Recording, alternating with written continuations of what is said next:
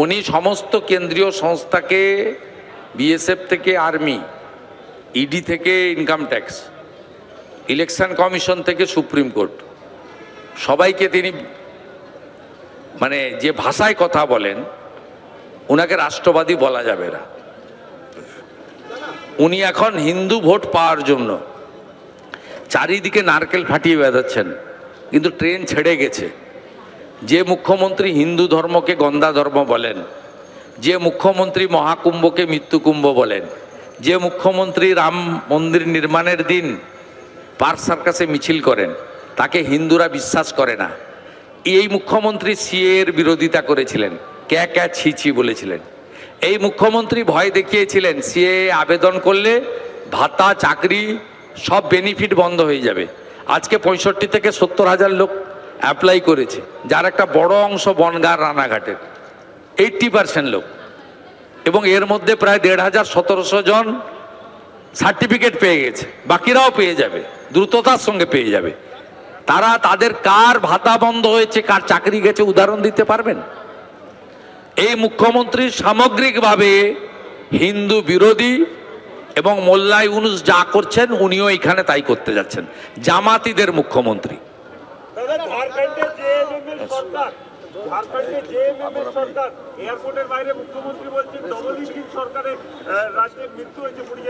উনি ভূত দেখছেন, নরেন্দ্র মোদীজির ভূত, বিজেপির ভূত।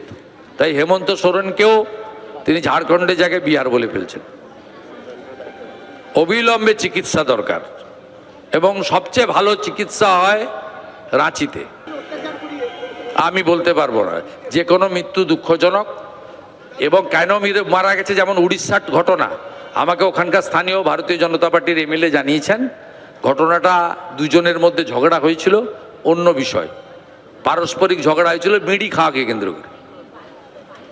আপনি সব চালিয়ে দিলে, যে হার্ট অ্যাটাকে মারা যাচ্ছে, যে ট্রেন অ্যাক্সিডেন্ট, বাস অ্যাক্সিডেন্টে মারা যাচ্ছে, বলছে এসআইআরে মরে গেছে।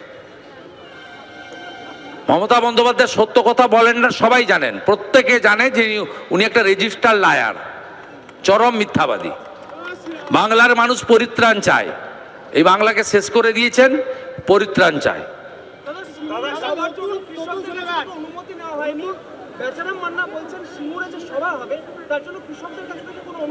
সরকারি কর্মসূচি ওই মাঠে আছে, যথাযথ অনুমতি নিয়ে কর্মসূচি হচ্ছে, ভারত সরকারের কর্মসূচি হচ্ছে, বিজেপির কর্মসূচি হচ্ছে।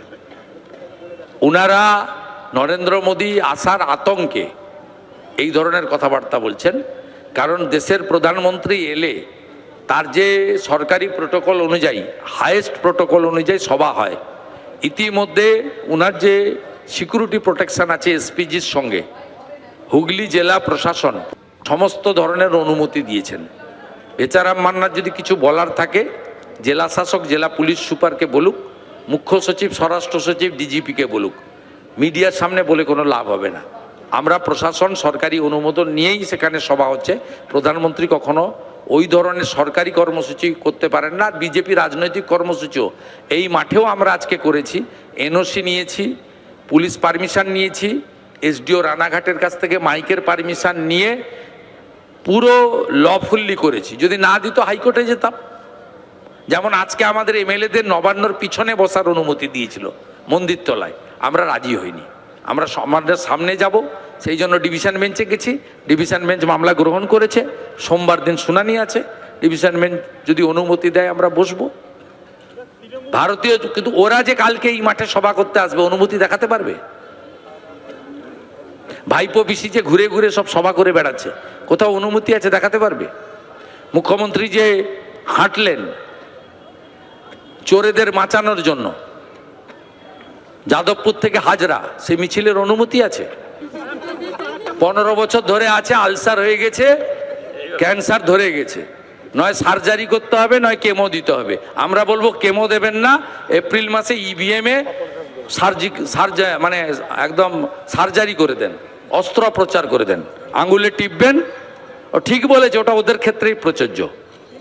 আগুন জ্বালাচ্ছে তৃণমূল, পুড়বে তৃণমূল, মরবে তৃণমূল।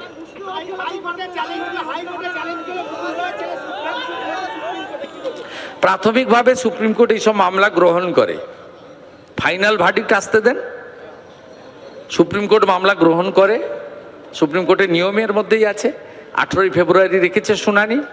আপনারা তো তাড়াহুড়া করছেন কেন? আমি 4 বছর লড়াই করে হাইকোর্টে ওনার বাতিল করিয়েছি। সুপ্রিম কোর্টও নিশ্চয়ই ভারতবর্ষের 10th শিডিউল যেটা আছে সংবিধানে তার প্রোটেকশন দেবেন, এটা আশা করব। ওখানে আইনি লড়াই হবে, আমাদের পক্ষেও বড় বড় লয়াররা থাকবেন। হ্যাঁ হ্যাঁ, কে বলছে? মানে তৃণমূল, আমি ভাইপোর কথা উত্তর দেবো না। তৃণমূল হচ্ছে পচা পুকুর, এঁদো পুকুর, কচুরিপানা ভর্তি। আর ভারতীয় জনতা পার্টি হচ্ছে সমুদ্র। 13 কোটি মেম্বার বিজেপির, 20টা রাজ্যে সরকার। কদিন আগে বিহারে ওদের বন্ধু তেজস্বী যাদবকে সুপড়া সাফ করে দিয়েছে, 243-এর মধ্যে 202। আপনি ওকে বলবেন 21 সালে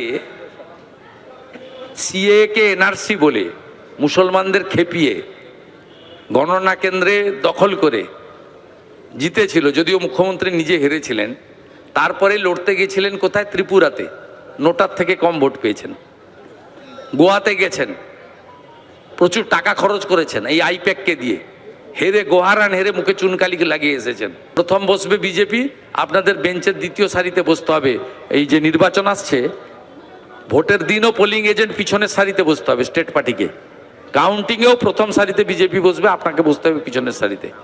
এইসব বড় বড় কথা 4 কোটি 5 কোটি সভাতে বলা যায়। অপেক্ষা করুন না, ভোটটা করতে দেন। এসআইআর এর বিরোধিতা করছেন কেন? ভোটার লিস্টের বিরোধিতা করছেন কেন? এই ভোটার লিস্ট আপনাকে গিলতে হবে, এই ভোটার লিস্ট গিলে ভোটে লড়তে হবে, লড়ে আপনাদের হারতে হবে, এবং আপনাদের সব চোরেদের সপরিবারে জেলে যেতে হবে। এবিপি আনন্দ, এগিয়ে থাকে, এগিয়ে রাখে।